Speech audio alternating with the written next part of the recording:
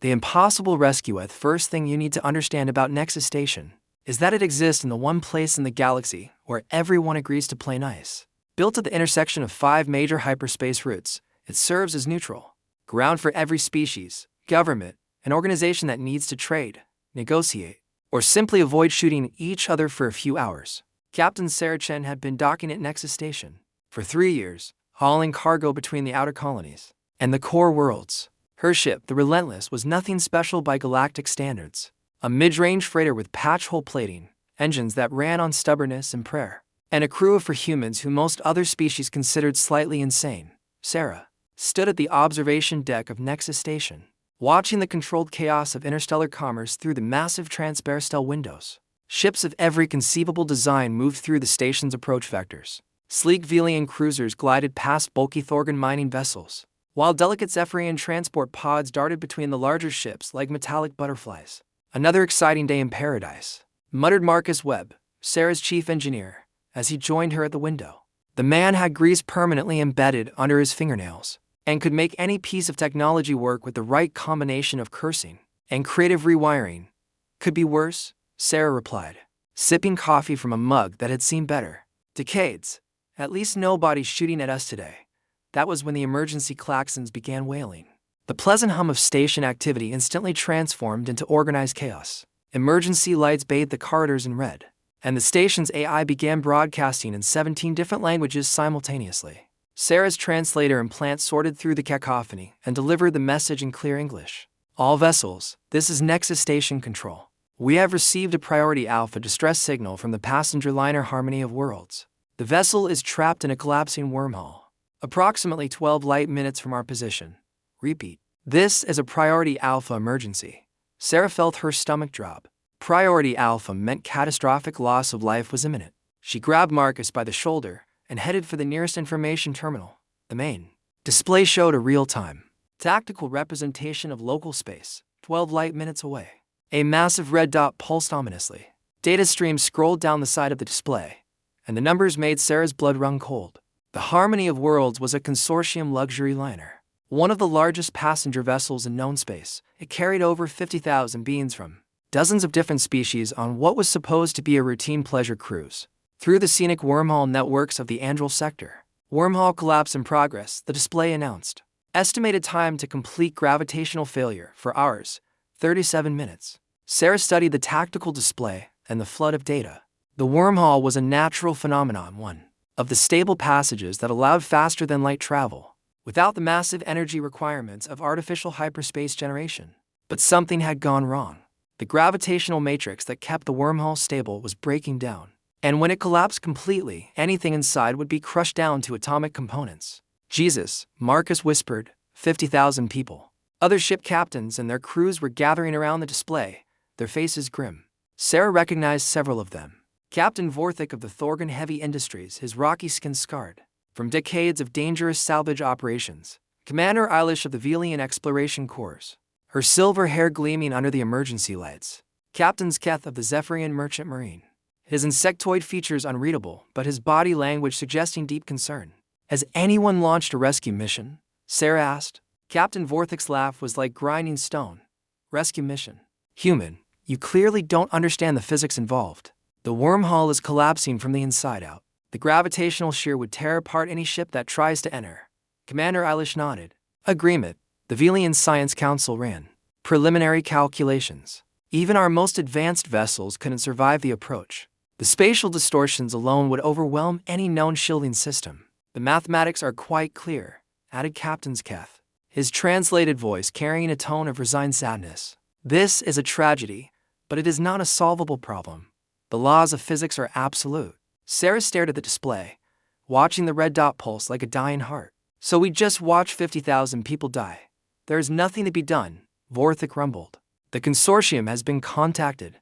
They will send memorial services to honor the dead once the collapse is complete." "Memorial services." Sarah's voice was flat.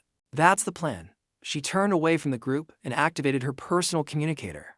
"Tommy, Lisa, Mac, get to the ship now." Marcus grabbed her arm. "Sarah, what are you doing?" "Something stupid, probably." She started walking toward the docking bay, her stride quick and purposeful. But I'm not standing here watching 50,000 people die because the physics are inconvenient. The Relentless was docked in Bay 47, and Sarah's crew was already there when she arrived. Tommy Rodriguez, her pilot, was a former military navigator who could thread a needle with a starship while blindfolded. Lisa Park, her communications officer, had spent 5 years working for the diplomatic corps before deciding she preferred the honesty of smugglers to the lies of politicians. Max Stewart, her security chief, was a former colonial marine who left the service after one too many impossible missions. I'm guessing we're not hauling cargo today, Tommy said. Watching Sarah's expression, 50,000 people are about to die, Sarah said simply.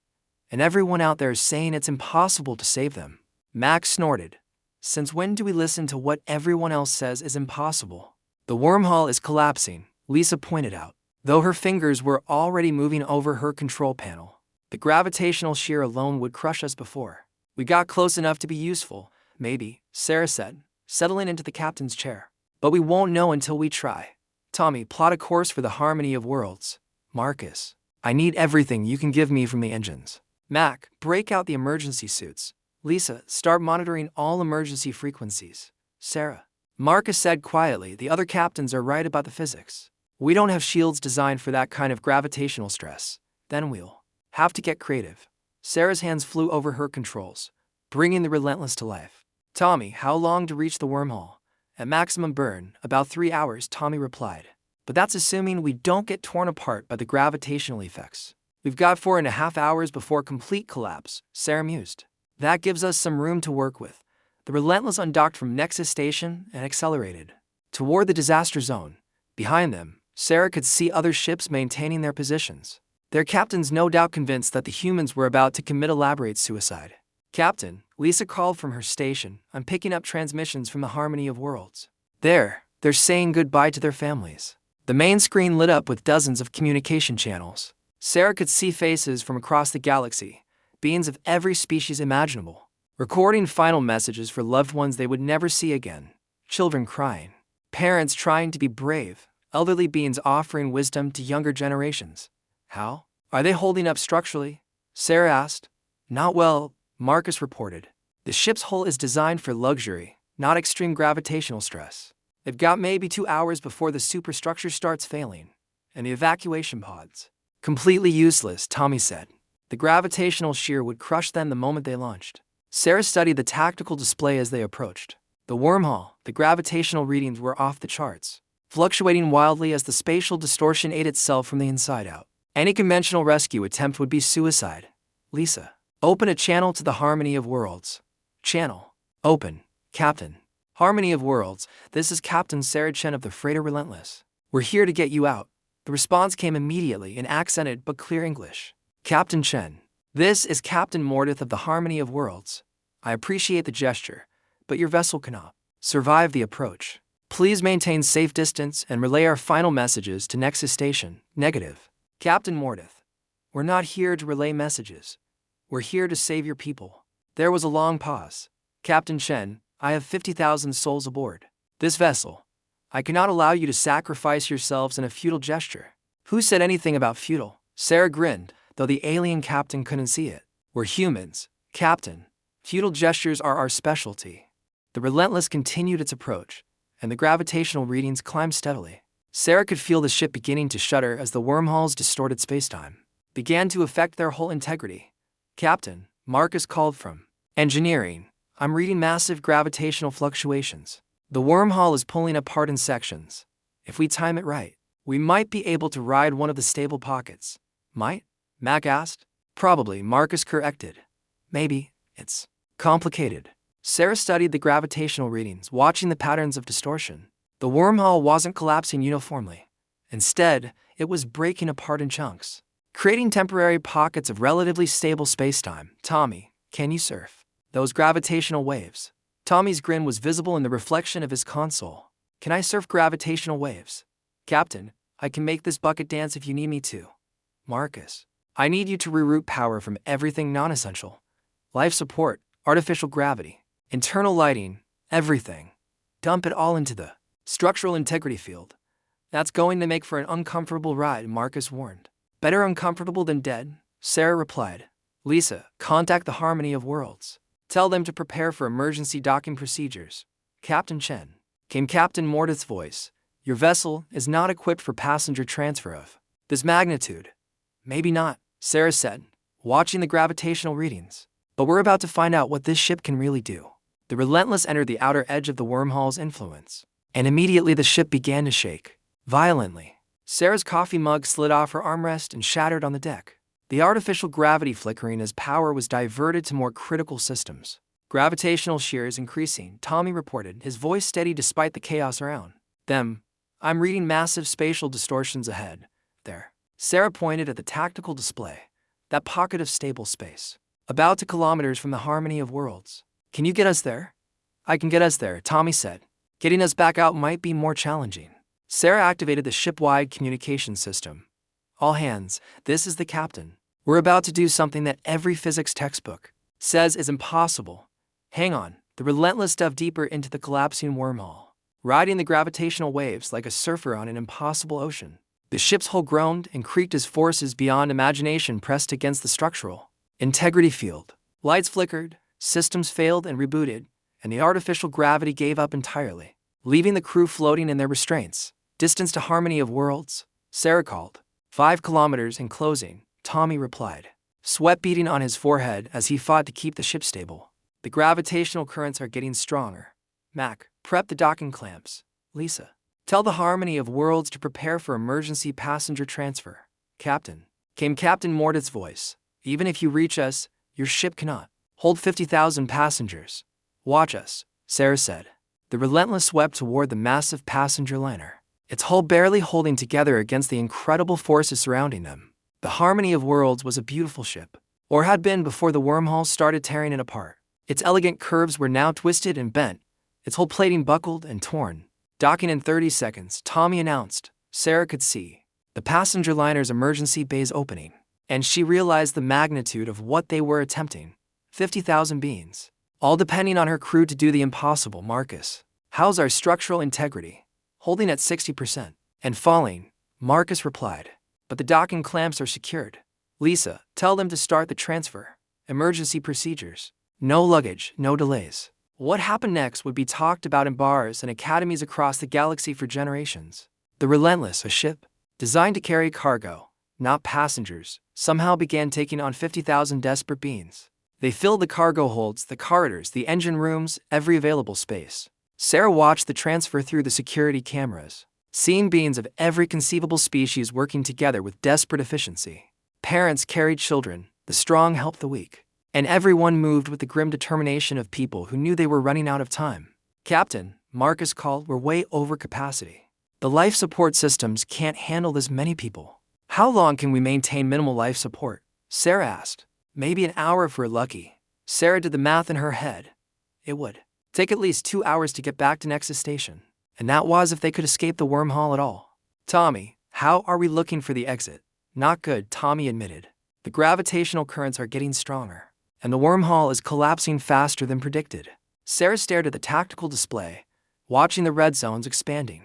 Around them, according to every law of physics she knew, they should already be dead. The fact that they weren't meant to either the laws of physics were more flexible than generally believed, or they were about to discover the hard way that the universe had limits. Passenger transfer at 80%, Lisa reported. Mac, how are our structural readings? We're holding together, but just barely, Mac replied. The docking clamps are stressed beyond their design limits. Sarah made a decision that would haunt her dreams for years to come. Tommy, prepare to undock. We're taking everyone we can carry. Captain, came Captain Mordith's voice. There are still 8,000 passengers aboard the Harmony of Worlds. I know, Sarah said, quietly. But if we wait any longer, we'll lose everyone. The Relentless undocked from the dying passenger liner, its hull groaning under the weight of 42,000 refugees. Behind them, the Harmony of Worlds continued its death spiral into the collapsing wormhole, carrying 8,000 souls who had run out of time. Tommy, get us out of here. Working on it, Captain.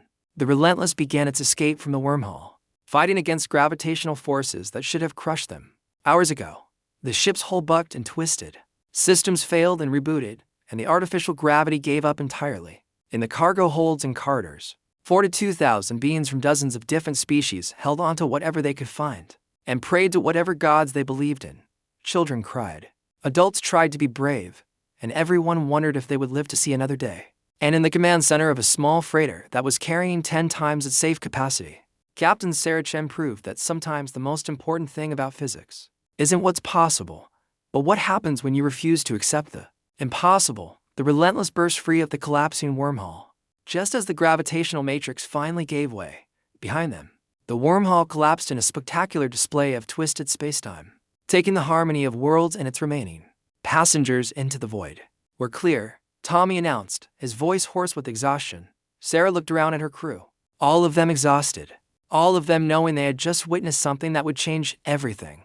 They had saved 42,000 lives by doing what every expert in the galaxy said was impossible. Set course for Nexus Station, Sarah said quietly. And Lisa, send a message ahead.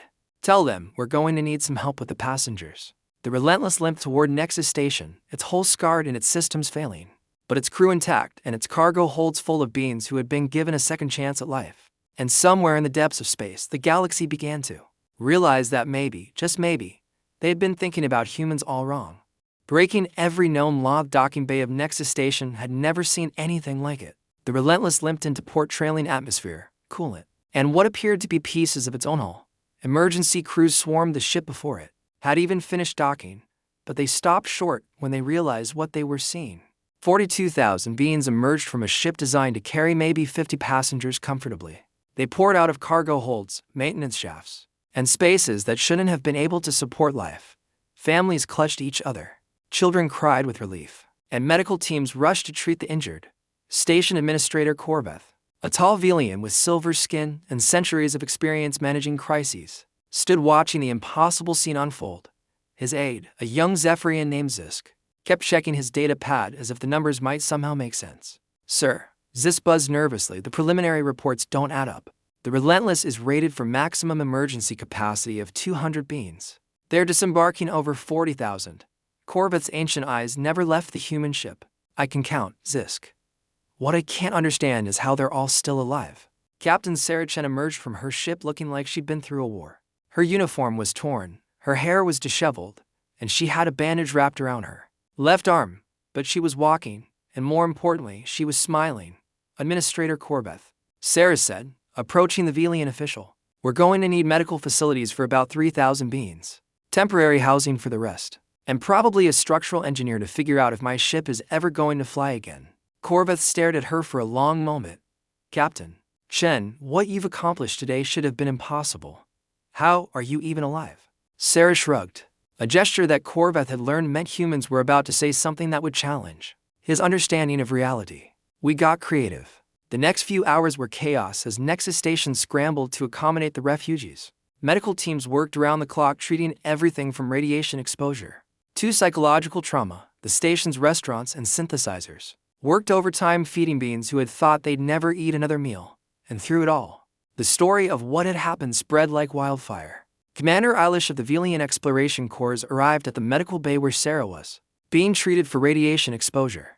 The elegant alien's usual composure was shaken as she reviewed the preliminary reports. "Captain Chen," Eilish said, settling into a chair beside Sarah's medical bed, "I've been studying the sensor readings from your rescue mission according to our best models. Your ship should have been destroyed the moment you entered the wormhole's influence." Sarah winced as the medical drone applied healing gel to a radiation burn on her shoulder.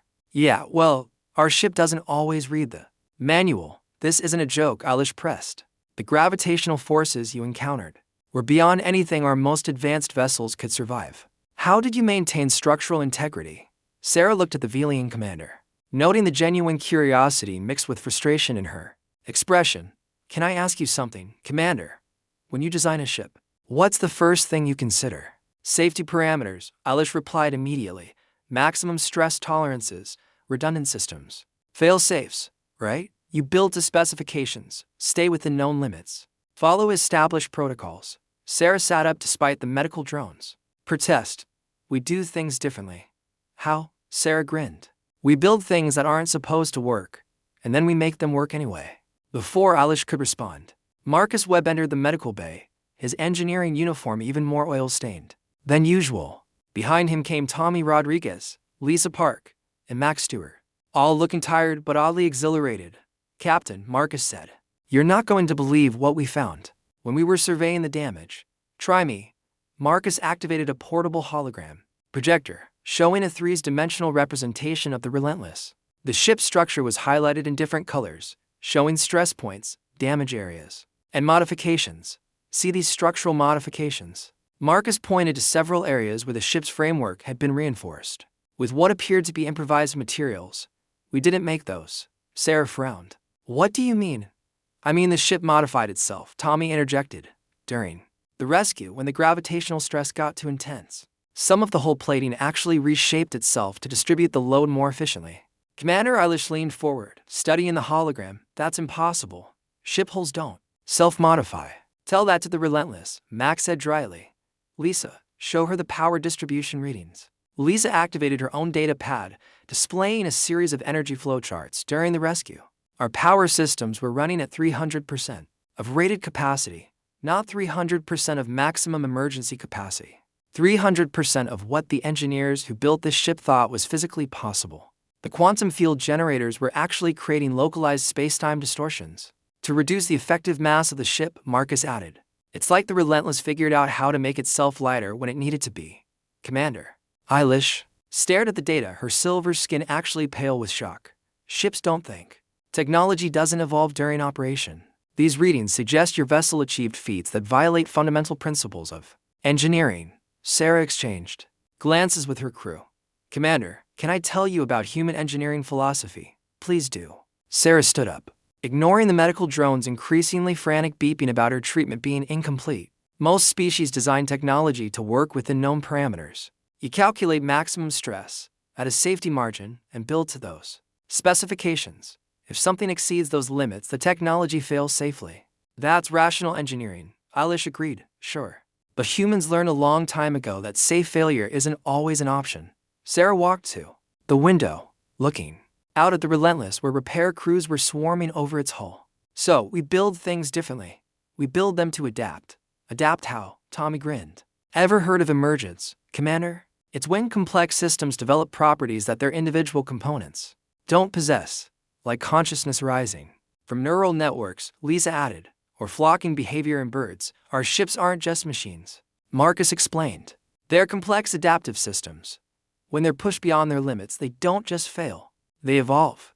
Commander Eilish processed this information, her expression shifting from skepticism to something approaching awe. "You're saying your technology develops new capabilities in response to environmental pressures?" "Not exactly," Sarah said. "We're saying our technology was designed from the beginning to exceed its own limitations when necessary. The Relentless didn't develop new capabilities today. It just finally had a reason to use ones we built into it that we hoped we'd never need. That's..." Eilish paused, searching for words. "That's either brilliant or insane." "Why not both?" Mac asked cheerfully. Their conversation was interrupted by the arrival of Captain Vorthik, the massive Thorgan's rocky features showing unusual emotion. Behind him came Captains Keth and several other alien ship commanders who had witnessed the rescue. "Human Captain," Vorthik rumbled, his voice like grinding stone. "My people have analyzed the gravitational data from your mission. The forces you encountered should have compressed your ship to the density of a neutron star. And yet here we are." Sarah replied mildly. "Yes, here you are." Vorthik's expression was unreadable. "With 42,000 living beings who should have died today." Captain Keth stepped forward, his insectoid features clicking with agitation. "Captain Chen, the Zephyrian Science Council has been reviewing the sensor data. Your approach to the rescue violated 17 different laws of physics as we understand them." 18, corrected another alien captain, a crystalline being whose species Sarah didn't recognize. "You also appeared to temporarily reverse entropy in your cargo holds to make room for additional passengers." Sarah looked around at the assembled alien captains, noting their expressions of confusion, awe, and something that might have been fear. "Is there a question in there somewhere?" "How?"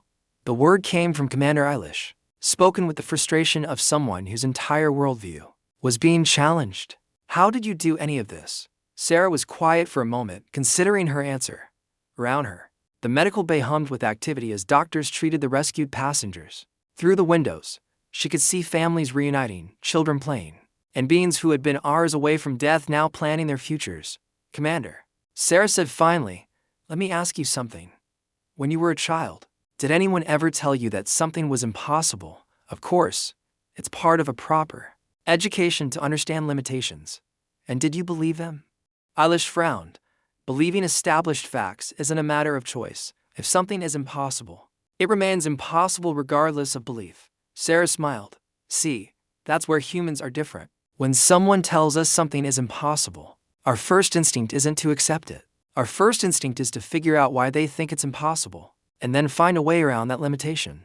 But physical laws aren't limitations to be overcome," protested Captain Keth. "They're fundamental constants of reality."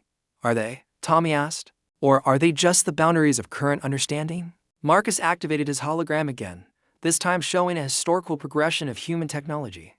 300 years ago, faster-than-light travel was impossible according to human science. 200 years ago, artificial gravity was impossible. 100 years ago, consciousness transfer was impossible.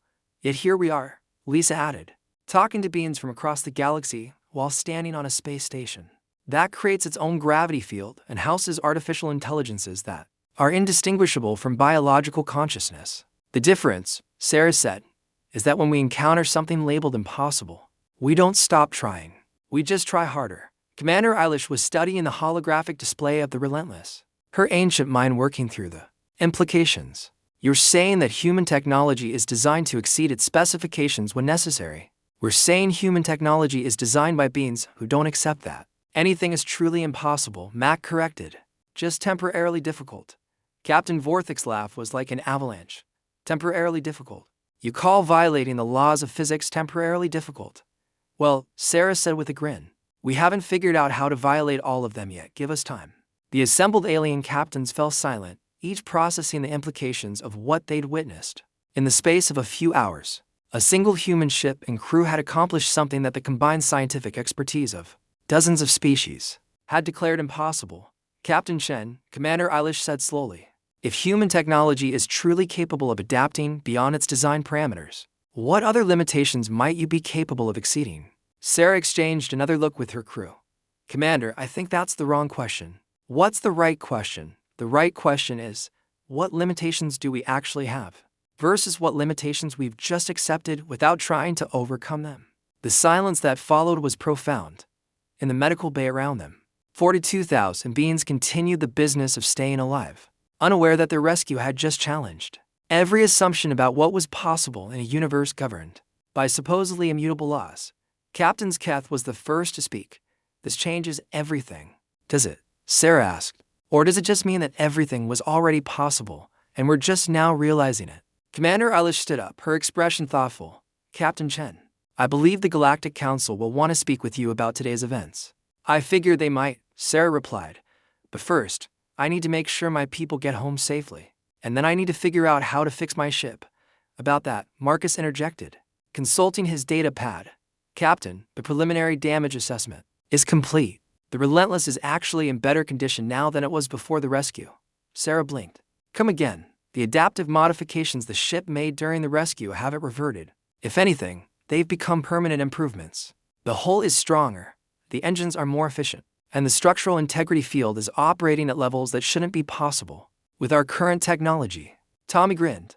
"Looks like the old girl learned some new tricks." "Learned?" Commander Eilish repeated slowly. "You speak of your ship as if it's a living being, isn't it?" Lisa asked. "It adapts, it learns, it exceeds its own limitations when necessary. What's the difference between that and life?" Before anyone could answer, Sarah's communicator chimed with an incoming message. She activated the device, and Admiral Harrison's face appeared in a small hologram. The man looked tired, but proud. "Captain Chen, I've just received a preliminary report about today's events. 42,000 lives saved using methods that our best scientists are calling theoretically impossible." "Thank you, Admiral," Sarah replied. "Though I should point out that 8,000 people didn't make it. We could have done better." Admiral Harrison's expression softened. "Sarah, you saved 42,000 beings who were already dead according to every expert in the galaxy. The fact that you couldn't save them all doesn't diminish what you accomplish. Maybe not. But it means we need to do better next time." "Next time?" The Admiral raised an eyebrow. "You're planning to make a habit of violating physics." Sarah looked around at her crew, then at the alien captains who were still trying to process what they'd witnessed. "Admiral, I think we just proved that the universe is a lot more flexible than anyone thought. Maybe it's time we stopped accepting limitations and started pushing boundaries. Admiral Harrison was quiet for a moment. Captain, you may have just started something that none of us are prepared for. Good, Sarah said simply. It's about time. The transmission ended, leaving the medical bay in contemplative silence. Outside, the rescued passengers continued their reunions and recoveries, unaware that their salvation had just shattered the galaxy's understanding of what was possible. Commander Eilish stood to leave, but paused at the door. Captain Chen, when the Galactic Council asked me to explain what happened here today, what should I tell them? Sarah considered the question, then smiled. Tell them that humans don't know when to quit, and that sometimes not knowing when to quit is exactly what the universe needs. As the alien commanders filed out, Sarah's crew gathered around her. They just accomplished something impossible, saved 42,000 lives, and potentially changed the course of galactic civilization. So, Tommy asked, what do we do for an encore? Sarah looked out at the stars beyond Nexus Station's windows, her mind already working on the next impossible problem that would need solving. I guess we'll find out. In the depths of space, word of the impossible rescue was already spreading at faster-than-light speeds, and across the galaxy, beings who had spent their lives accepting limitations began to wonder what might be possible if they stopped accepting and started trying. The Day Humanity Broke the Rules Part 3. When the galaxy woke up 3 weeks after the Nexus Station incident, as historians would later call it, the galaxy was in chaos. Not the violent, explosive kind of chaos that usually accompanied paradigm shifts, but the quiet, thoughtful chaos of an entire civilization questioning everything it thought it knew about reality.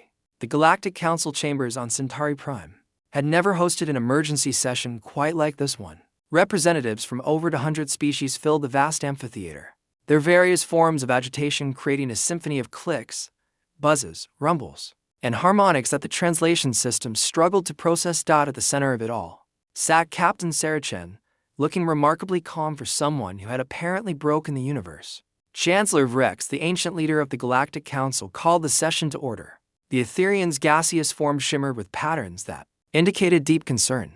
This emergency session has been convened to address the implications of recent events involving human rescue operations that appear to have violated established physical laws. Murmurs rippled through the chamber as delegates consulted their data pads and personal advisors. Sarah remained seated calmly, flanked by her crew and Admiral Harrison, who had arrived from Earth the previous day. Captain Chen, Chancellor Vrex continued, you stand accused of nothing, as no laws were broken. However, you also stand accused of everything, as apparently all laws were broken. Please explain. Sarah stood, her simple human form dwarfed by the massive chamber, but somehow commanding attention from every being present. Chancellor, honored delegates, I'm not sure what you want me to explain. My crew and I responded to a distress call and saved as many lives as we could by violating the fundamental principles of physics, interjected Ambassador Quethis of the Andromedan Republic, her tentacles writhing with agitation. Our scientists have analyzed the sensor data. What you accomplished was impossible, clearly. Not impossible, Admiral Harrison said mildly. Since it happened. That's exactly the problem, rumbled Representative Gorick of the Thorgan Empire. If the impossible is possible, then what else might we have been wrong about? Chancellor Vrex's form pulsed with diplomatic patience. Captain Chen, perhaps you could walk us through exactly how you accomplished the rescue, step by step. Sarah looked around the chamber, taking in the hundreds of alien faces all focused on her with mixtures of curiosity, fear, and hope. Certainly, we received a distress call from a ship in imminent danger. We assessed the situation, determined that conventional rescue methods would be insufficient. So, we used unconventional methods instead. What unconventional methods? Pressed Ambassador Quethis. We refused to accept that the situation was impossible to solve. The chamber erupted in a cacophony of responses. Some delegates demanded more technical details, others questioned human sanity, and a few appeared to be having existential crises about the nature of reality itself. Chancellor Vrex restored order. With a harmonic pulse that resonated through the chamber, Captain Chen, with respect, refusal to accept limitations is not a technical specification. Sarah smiled. Isn't it? Chancellor, can I ask you something? When your species first achieved faster-than-light travel, how did you overcome the light barrier? Through decades of research into dimensional folding and quantum field manipulation, Vrex replied. Standard procedures for exceeding relativistic limitations, right? You researched. You experimented. You found a way around what appeared to be an absolute limit. Sarah activated a holographic display showing the rescue operation. We do the same thing, just faster and under pressure. But the gravitational forces you encountered, protested Dr. Zeleth of the Scientific Union, should have crushed your vessel instantly. How did you survive them? Marcus Webb stood up beside Sarah. We didn't survive them. We adapted to them. Adapt how? Demanded Dr. Zeleth. Our ship systems were designed with what we call impossible parameters. Tommy Rodriguez explained. Instead of building to maximum safe specifications, we build to theoretical impossibility and then figure out how to make it work when we need it. Representative Korvik of the Velian Confederation leaned forward. You build technology that exceeds its own design limitations. We build technology that's designed to exceed its design limitations, Lisa Park corrected. There's a difference, a profound difference, added Max Stewart. One that apparently nobody else in the galaxy has considered. Ambassador Quethus's tentacles had gone very still. A sign of deep thought in her species. Are you suggesting that human technology is fundamentally different from that of other species? We're suggesting that human philosophy is fundamentally different, Sarah said. Most species appear to view physical laws as immutable constants. We view them as guidelines that can be worked around with sufficient creativity and determination. Chancellor of Rex's gaseous form swirled with what Sarah had learned to recognize as intense concentration. Captain Chen, if human technology can indeed violate established physical principles, what are the implications for galactic civilization? Sarah was quiet for a moment, considering her answer carefully. Chancellor, I think that's the wrong way to look at it. We're not violating physical principles. We're discovering that the principles were never as rigid as everyone assumed. Explain. 300 years ago, your own species believed that faster-than-light travel was impossible. 2 centuries ago, the Thorgans thought artificial gravity was fantasy.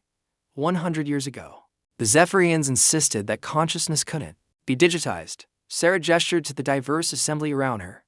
Yet here we all are, traveling faster than light, standing in artificial gravity, with digital consciousness translation systems allowing us to communicate across species barriers. Those technologies were developed through proper scientific research, protested Dr. Zeleth. Over decades or centuries, Admiral Harrison added. Humans just compress the timeline. How? Chancellor of Rex asked. Sarah activated another holographic display, this one showing human technological development over the past century. We don't wait for complete understanding before we start experimenting. We don't require absolute certainty before we take action. When we encounter a problem, we try solutions until something works, even if we don't fully understand why it works. That's Ambassador Quethus paused. That's scientifically irresponsible, maybe. Sarah agreed. But it's also effective. The Relentless saved 42,000 lives using technology that none of us completely understand. Would those lives be worth less if we'd waited another decade to figure out the underlying principles? Representative Gorik's massive form shifted uncomfortably. Captain Chen, are you suggesting that the pursuit of understanding should be secondary to the pursuit of results? I'm suggesting that they don't have to be mutually exclusive. Sarah replied. We can pursue results and understanding simultaneously. Sometimes the results lead to understanding faster than theoretical research alone. Dr. Zeleth consulted his data pad frantically, but the implications, the precedents. If technology can exceed its specifications unpredictably, how do we ensure safety? How do we prevent catastrophic failures? Marcus grinned. Same way we prevent catastrophic failures now. We build in safeguards, we test extensively, and we accept that some level of risk is unavoidable. But you're talking about technologies that violate known physics, Dr. Zeleth protested. Are we? Tommy asked. Or are we talking about technologies that reveal new physics? The chamber fell silent as the implications of that statement sank in. Chancellor of Rex's form pulsed with deep contemplation. Captain Chen, are you suggesting that human technology has advanced beyond current scientific understanding? I'm suggesting that scientific understanding needs to catch up with observed reality, Sarah said. The Relentless did what it did. The 42,000 survivors are proof that it happened. The question isn't whether it's possible, because it clearly is. The question is how we integrate this new understanding into our existing frameworks. Ambassador Yarrick of the Crystal Collective spoke for the first time, his crystalline form resonating with harmonic overtones. Captain Chen, if human technology can indeed exceed established limitations, what prevents it from becoming a threat to galactic stability? Sarah had been expecting this question. Ambassador, human technology isn't inherently different from any other technology. It's human philosophy that's different. We don't see limitations as absolute. We see them as problems to be solved. And what prevents humans from using this philosophy to solve the problem of other species' existence? Representative Gorik asked bluntly. The chamber went dead silent. Sarah looked around at the hundreds of alien faces, all waiting for her answer. Representative Gorik, that question reveals a fundamental misunderstanding about human nature. Explain. Humans don't see other species as problems to be solved. We see them as partners in solving bigger problems. Sarah gestured to the diverse assembly. Look around this chamber. We're all here because we've learned that the galaxy is too big and too complex for any one species to handle alone. That's not going to change just because humans get better at building ships, but the power imbalance, protested Ambassador Quethis. What power imbalance? Admiral Harrison asked. 3 weeks ago. The most advanced civilizations in the galaxy considered a rescue impossible. Today, every species is reevaluating their understanding of physics. That's not a power imbalance. That's collaborative advancement. Chancellor Rex pulsed thoughtfully. Admiral Harrison, are you suggesting that human technological breakthroughs will be shared with the galactic community? I'm suggesting that they already are being shared. Admiral Harrison replied. The Relentless didn't hide its methods. Captain Chen and her crew have been completely transparent about their techniques. The data is available to anyone who wants to study it. Double quotes. Dr. Zelith looked up from his data pad. Actually, that's true. Human authorities have released all sensor data and technical specifications related to the rescue operation. Why? Asked Representative Korvak. Sarah shrugged. Why wouldn't we? The more beings working on these problems, the more likely we are to find solutions that help everyone. But the strategic advantage, protested Ambassador Quethis. The strategic advantage of what? Mac asked. Of being the only species capable of violating physics. That's not an advantage. That's a responsibility. Responsibility to whom? Chancellor Rex inquired. Sarah stood again, her voice carrying clearly through the vast chamber. To the 42,000 beings who are alive today because we refused to accept impossible. To the 8,000 who didn't make it because we weren't good enough yet. And to every being in this galaxy who might face an impossible situation in the future. The chamber was quiet for a long moment. Then Ambassador Yarrick spoke again, his crystalline form resonating with what sounded like hope. Captain Chen, if human methods can be learned and applied by other species, what becomes possible? Sarah smiled. I don't know, Ambassador, but I'm excited to find out. Representative Gorik leaned forward. You're not concerned about the implications of widespread reality manipulation. Reality manipulation. Sarah laughed.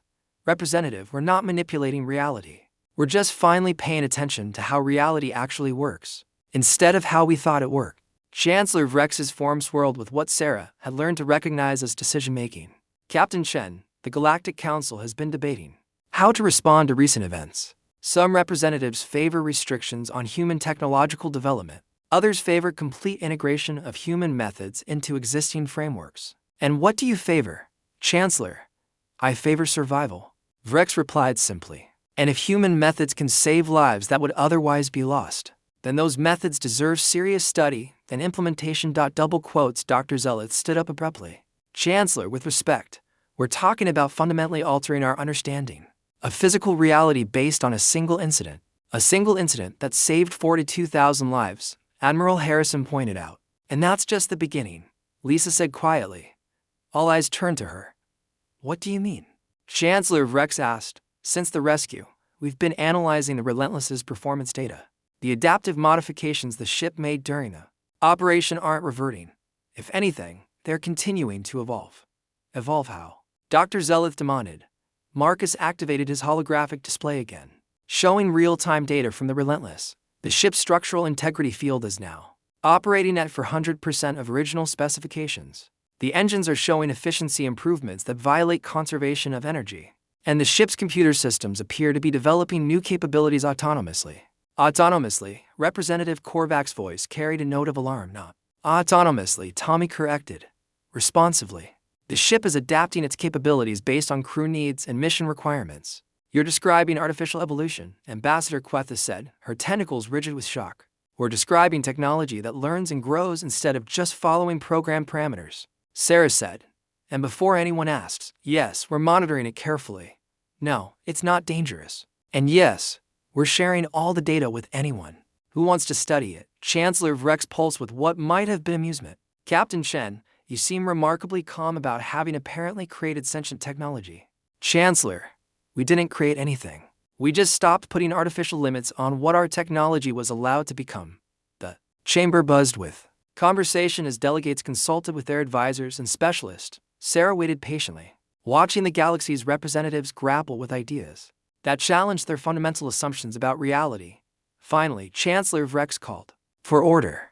Captain Chen, after extensive deliberation, the Galactic Council has reached a decision regarding human technological development and its implications for galactic civilization. Sarah tensed slightly, prepared for restrictions, regulations, or worse. The Council hereby establishes the Collaborative Advancement Initiative, with human methods and philosophy as the foundation for a new approach to solving impossible problems. Captain Chen, your crew will serve as the first instructors in what we're calling applied impossibility. Sarah blinked. I'm sorry, what? You've demonstrated that the impossible is merely the improbable viewed from an insufficient perspective, Chancellor Vrex explained. The galaxy faces many impossible problems: climate collapse on core worlds, resource depletion in outer systems, diseases that resist all known treatments. If human methods can address these challenges, then the galaxy needs to learn human methods. You want us to teach other species how to break physics? Tommy asked. We want you to teach other species how to stop accepting limitations that may not actually exist. Representative Gorick corrected. Sarah looked around at her crew, all of them, wearing expressions of surprise and cautious excitement. Chancellor, we're honored by your confidence, but we should point out that we don't fully understand our own methods yet. Then you'll learn together, Chancellor Vrex replied, with representatives from every major civilization working alongside human instructors to develop new approaches to impossible problems. Ambassador Quethis raised a tentacle. What about the risks? If we're encouraging widespread reality manipulation, what prevents catastrophic mistakes? The same thing that prevents them now, Max said. Careful testing, smart design, and accepting that progress always involves some level of risk and collaboration. Sarah added, the more beings working on these problems, the more likely we are to catch potential issues before they become actual disasters. Dr. Zelith was furiously taking notes on his data pad. This will require completely new scientific methodologies, new safety protocols, new theoretical frameworks. Yes, Admiral Harrison agreed. It will. Chancellor Vrex's form pulsed with finality. The decision is made. The Collaborative Advancement Initiative will begin immediately, with Captain Chen's crew as the founding instructors. The galaxy has learned that impossible is merely another word for undiscovered. Now we learn what becomes possible when we stop accepting impossible as an answer. As the session adjourned and delegates began filing out, Sarah remained seated, trying to process what had just happened. In the space of 3 weeks, her crew had gone from cargo haulers to the galaxy's first professors of applied impossibility. Captain, Chancellor Vrex approached as the chamber emptied. One final question. Yes, Chancellor. The 8,000 beings who didn't survive the rescue. Do you truly believe you could have saved them? Sarah was quiet for a moment, remembering the faces on the harmony of world's transmission screens. I believe we could have saved them if we'd been better. And I believe that next time, we will be better. Because next time, you'll have the entire galaxy working on the problem with you. No, Chancellor, Sarah said with a smile. Next time, we'll have the entire galaxy refusing to accept impossible as an answer. 3 months later, the first applied impossibility research station was established in orbit around Earth. Representatives from over 100 species worked alongside human instructors, learning to question limitations they had accepted for millennia. The Relentless continued to evolve, its capabilities expanding in ways that required new categories of physics to explain. More importantly, other ships began showing similar adaptive behaviors as their crews learned to stop putting artificial limits on what their technology could achieve. And across the galaxy, problems that had been considered impossible for generations began yielding to new approaches developed by beings who had learned that impossible was just another problem waiting for a creative solution. Captain Sarah Chen stood on the observation deck of the research station, watching ships from dozens of species working together on projects that would have been inconceivable just months earlier. Her crew was spread across the galaxy now, teaching other beings how to see limitations as suggestions rather than absolutes. Tommy Rodriguez had established a pilot training program that taught beings how to fly ships beyond their design specifications. Marcus Webb was working with engineers from 17 species to develop adaptive technology systems. Lisa Park was helping diplomats learn how to negotiate solutions to seemingly irreconcilable conflicts. And Max Stewart was teaching military Officers how to win battles that couldn't be won. Captain, came a voice behind her. Sarah turned to see Commander Eilish of the Velian Exploration Corps, now the station's deputy director. Commander, how are the new classes going? Eilish smiled, an expression that looked strange on Velian features but somehow worked.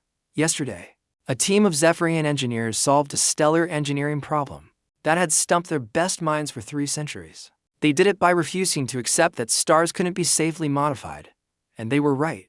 It worked perfectly. Sarah nodded, unsurprised. What's next? A joint Thorgan-human team thinks they can reverse planetary atmospheric collapse by ignoring the laws of thermodynamics. Sounds promising. Eilish was quiet for a moment, watching the ships outside the station.